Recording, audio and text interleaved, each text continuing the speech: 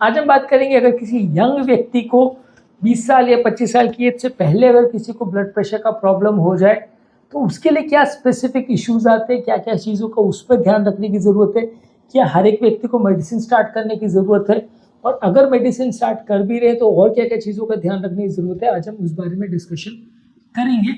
Hypertension young patients में होता है तो उसके स्पेसिफिक इश्यूज पर आज डिस्कशन करेंगे। टॉपिक पर जाने से पहले जो लोग हमारे चैनल पर नए हैं उन्हें रिक्वेस्ट करूँ कि चैनल को सब्सक्राइब करें, वीडियोस को लाइक और शेयर करें।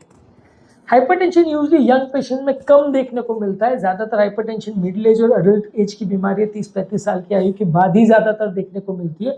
फिर भी यहाँ ऐसा नहीं है कि यंग एज में हाइपरटेंशन नहीं हो सकता, डेफिनेटली हो सकता है। बस ये है कि आपको ज़्यादा केयरफुली बाकी कॉजेज़ को रूल आउट करना ज़रूरी है। नेचुरली होने वाला हाइपरटेंशन ज़्यादातर मिडिल एज और अडल्ट में होता है। अगर इस एज में किसी को प्रॉब्लम हो रही है तो आपको सेकेंडरी हाइपरटेंशन के कॉजेज़ को रूल आउट करना पड़ेगा कि किसी को किडनी का प्रॉब्लम तो नहीं है, किसी को ऐसे कोई हार्मोनल प्रोड्यूसिंग ट्यूमर्स का प्रॉब्लम जैसे कि एल्डोस्टेरोनिज्म और कुशिंग सिंड्रोम वगैरह का प्रॉब्लम तो नहीं है, बर्थ से किसी को हार्ट रिलेटेड प्रॉब्लम्स या नलियों का ब्लॉकेजेस जैसे कोआक्टेशन ऑफ एओर्टा जिसमें बीपी बहुत ज़्यादा शूट अप हो जाता है क्योंकि मेन नली एओर्टा में कोई ब्लॉकेज होता है। तो ये सारी बीमारियों को आपको रूल आउट करने की ज़रूरत है अगर यंग पेशेंट में आप हाइपरटेंशन देख रहे हो, क्योंकि इस एज में यूजुअली हाइपरटेंशन, खासकर सीरियस हाइपरटेंशन ज़्यादातर नहीं देखने को मिलता है। एक बार लेकिन चेक भी करना ज़रूरी है कि आपका रीडिंग सही है कि नहीं, क्योंकि कई बार क्या होता है कि रीडिंग्स में थोड़ी बहुत प्रॉब्लम होती है और वो मिस आउट हो जाता है। हाइपरटेंशन इस एज में कम देखने को मिलता है। इसके अलावा पेशेंट की लाइफस्टाइल रिलेटेड फैक्टर्स पर भी आपको फोकस करने की ज़रूरत है। पेशेंट को अगर यंग एज में हाइपरटेंशन हो रहा है तो इनिशियली आप दवा नहीं स्टार्ट करने का कोशिश करोगे, क्योंकि आप जानते हो कि यंग एज में अगर आपको दवा स्टार्ट करनी पड़ती है तो दवा लाइफ टाइम चलती है। बीपी की दवा में प्रॉब्लम यही है कि ये दवा ब्लड प्रेशर को कंट्रोल जरूर अच्छे से कर लेती है लेकिन क्योर नहीं करती है, तो दवा लाइफ टाइम चलती है। तो यंग एज में दवा देने से पहले भी आप 4 बार सोचते हो कि यार इस एज में मैं दवा दूं या नहीं दूं, और दवा के लॉन्ग टर्म इम्प्लीकेशंस या प्रॉब्लम्स क्या होंगे, तो इसलिए आप सोच के दवा देते हो। बाकी सारी चीज़ों पर आप ज़्यादा फोकस करते हो, जैसे लाइफस्टाइल चेंजेस है, पेशेंट की लाइफस्टाइल को इम्प्रूव करोगे, उसका सोडियम इंटेक कम करोगे, पोटेशियम इंटेक बढ़ाओगे, अल्कोहल अगर लेता है तो उसको बंद करिए, स्मोकिंग अगर करता है तो उसे बंद करिए, वजन अगर ज़्यादा है तो उसे इम्प्रूव करिए, डेली एक्सरसाइज करिए, मेंटल स्ट्रेस कम करिए। मेंटल स्ट्रेस कम करने के लिए योगा, मेडिटेशन, प्राणायाम इस तरह की चीज़ें कर सकते हैं। हाइपरटेंशन के लिए प्रॉपर जो डैश डाइट है, हाइपरटेंसिव डाइट जिसे बोलते हैं, उसको फॉलो करिए। ताज़ा फल सब्जी ज़्यादा लीजिए, डेली एक्सरसाइज कीजिए और फिश और इससे रिलेटेड प्रोडक्ट्स ज़्यादा रखिए। नींद अच्छी रखने की ज़रूरत है। तो ये सारी चीज़ों पर आपको ज़्यादा फोकस करने की ज़रूरत है, खासकर अगर यंग पेशेंट लोगों की। बहुत यंग पेशेंट में हम भी हेजिटेट करते हैं मेडिसिन देने के लिए। पेशेंट की फैमिली हिस्ट्री को भी आपको असेस करने की ज़रूरत है कि पेशेंट की फैमिली में ऐसा प्रॉब्लम तो नहीं है। अगर फैमिली हिस्ट्री स्ट्रॉन्ग है, परिवार में 2-4 लोग को ब्लड प्रेशर का प्रॉब्लम है, तो काफ़ी चांस है कि जो पेशेंट का रीडिंग आपको मिल रहा है वो करेक्ट है और बीपी उसका इतना इजीली फिर कंट्रोल होगा भी नहीं, क्योंकि पेशेंट का जेनेटिक प्रॉब्लम है और वैसे पेशेंट में ब्लड प्रेशर को लाइफस्टाइल चेंजेस से कंट्रोल कर पाना थोड़ा मुश्किल पड़ेगा, मेडिसिन की ज़रूरत पड़ने का चांस ज़्यादा है।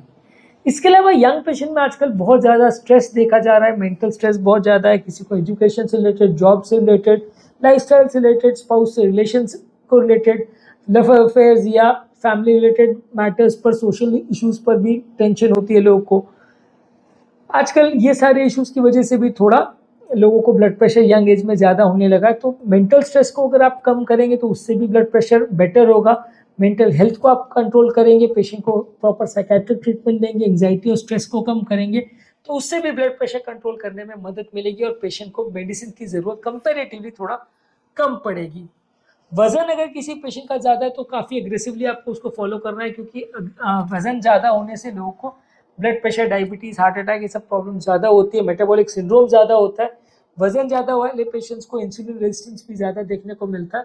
तो आपको लाइफस्टाइल मॉडिफिकेशन करके, पेशेंट का डाइटरी चेंजेस करके, एक्सरसाइज वगैरह करवा के पेशेंट का वजन को कम करना है, नहीं तो आपको प्रॉब्लम होती रहेगी और पेशेंट का ब्लड प्रेशर प्रॉपर्ली कंट्रोल नहीं होगा। और इसको करने से मेडिसिन की रिक्वायरमेंट काफ़ी हद तक कम कर सकते हैं। इस एज में अगर किसी को ब्लड प्रेशर हो रही है तो आपको ये भी जानने और समझने की ज़रूरत है कि पेशेंट को लॉन्ग टर्म आपको फॉलोअप में रखने की ज़रूरत है, क्योंकि जितने साल तक पेशेंट को अनकंट्रोल हाइपरटेंशन रहेगा उतने कॉम्प्लिकेशंस होंगे, उतने हार्ट अटैक्स, ब्लॉकेजेस और तरह तरह के इश्यूज उसको ज़्यादा होंगे अगर वो प्रॉपर ध्यान नहीं रखता है। तो यंग एज में हाइपरटेंशन एक सोशल प्रॉब्लम भी है।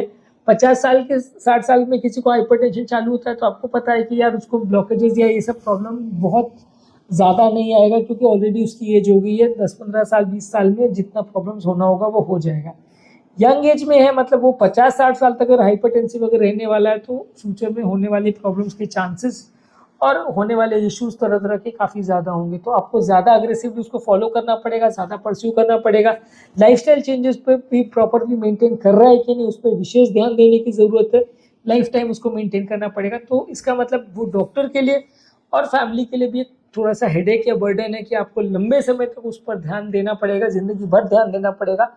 नहीं तो कभी भी उस बंदे को प्रॉब्लम्स हो सकती है, कभी भी हार्ट अटैक लगभग वगैरह लेके वो परेशान हो सकता है। और इस एज में अगर वैसा कुछ कॉम्प्लिकेशन हो जाए तो एक तरह से लाइफ खराब ही हो जाती है। रेगुलर ब्लड प्रेशर चेक्स की भी जरूरत है। घर पर भी डिजिटल डिवाइसेस लेके रेगुलर ब्लड प्रेशर चेक करिए। पहले तो ये चेक करने की जरूरत है कि बीपी एक्चुअल में हैवी कि नहीं, कहीं सूडो हाइपरटेंशन या वाइट कोड हाइपरटेंशन तो नहीं है।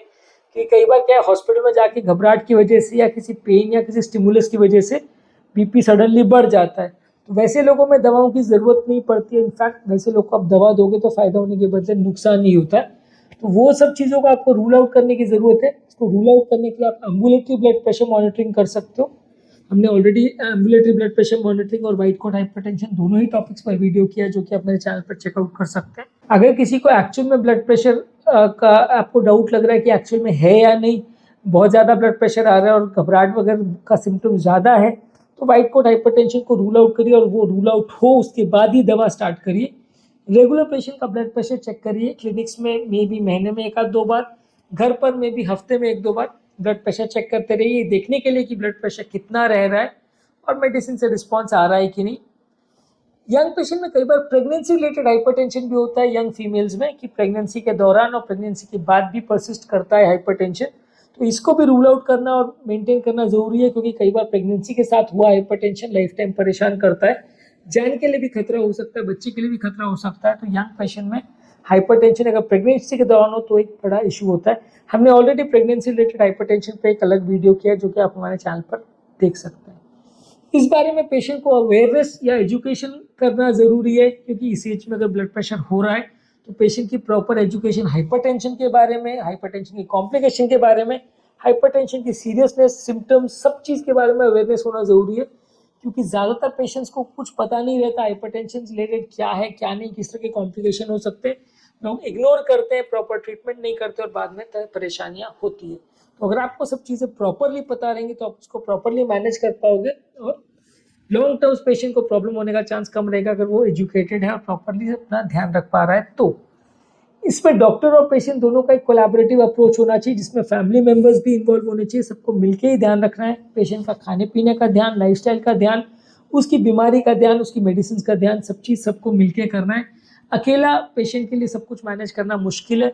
और डॉक्टर्स में भी कई बार कार्डियोलॉजिस्ट, फिजिशियन, नेफ्रोलॉजिस्ट, एंडोक्राइनोलॉजिस्ट सबको मिलकर मैनेज करना पड़ता है, जिस हिसाब से पेशेंट की प्रॉब्लम है उसके हिसाब से। और पेशेंट के लिए एक सपोर्टिव एटीट्यूड रखने की जरूरत है। पेशेंट को अननेसेसरी बर्डन या टेंशन देने की जरूरत नहीं है, क्योंकि ऑलरेडी ब्लड प्रेशर टेंशन से बढ़ रहा है उसका। तो आप उसको रिलैक्स करिए उसको, क्योंकि इजीली मैनेजेबल बीमारी है। प्रॉपरली अगर पेशेंट दवा लेता रहेगा तो लाइफ टाइम तकलीफ नहीं आएगी। हाँ, दवा के बगैर मैनेज कर सके तो ज़्यादा अच्छी बात है, लेकिन अगर फिर भी मेडिसिन की ज़रूरत पड़ती है तो फिर भी मैनेज कर सकते हैं। तो ज़्यादा टेंशन लेने की ज़रूरत नहीं है। पेशेंट को प्रॉपर काउंसलिंग करिए, रिलेटिव्स को प्रॉपर काउंसलिंग करिए कि ये चीज़ें मैनेजेबल है, अननेसेसरी टेंशन और हैवॉक करने की ज़रूरत नहीं है। और इसमें क्या क्या चीज़ें मैनेज करने की ज़रूरत है पेशेंट और रिलेटिव्स को आप सिखाएंगे तो ज़्यादा अच्छा रिजल्ट आएगा। तो आज के टॉपिक में हमने बात करी यंग हाइपरटेंशन में। किसी को अगर यंग एज में हाइपरटेंशन हो तो क्या करना होता है, किस तरह का प्रॉब्लम है, क्या मेडिसिन लेना चाहिए, नहीं लेना चाहिए, और मेडिसिन क्यों जल्दी स्टार्ट नहीं करना चाहिए। रीज़न वही है कि एक बार स्टार्ट होती है तो दवा लाइफ टाइम चलती है। तो इस तरह के पेशेंट में सेकेंडरी कॉजेज को रूल आउट करना ज़रूरी है कि किसी और बीमारी की वजह से हाइपरटेंशन या ट्यूमर वगैरह से तो हाइपरटेंशन नहीं हो रहा है। किडनी वगैरह को सारा चेक करने का ज़रूरत है। फिर भी अगर हाइपरटेंशन है तो फिर उसको अप्रोप्रिएटली मैनेज करेंगे, मेडिसिन से, लाइफस्टाइल मॉडिफिकेशन से, रिस्क फैक्टर्स को कंट्रोल करके, और ज़रूरत पड़े तो दवाइयों के साथ। पर दवाइयों की भी प्रॉपर मॉनिटरिंग ज़रूरी है। टॉपिक ऐड करने से पहले जो लोग हमारे चैनल पे नए हैं उन्हें रिक्वेस्ट करूँगा कि चैनल को सब्सक्राइब करके हमें इंस्पायर और मोटिवेट करें, वीडियोस को ज़्यादा से ज़्यादा लाइक और शेयर करें।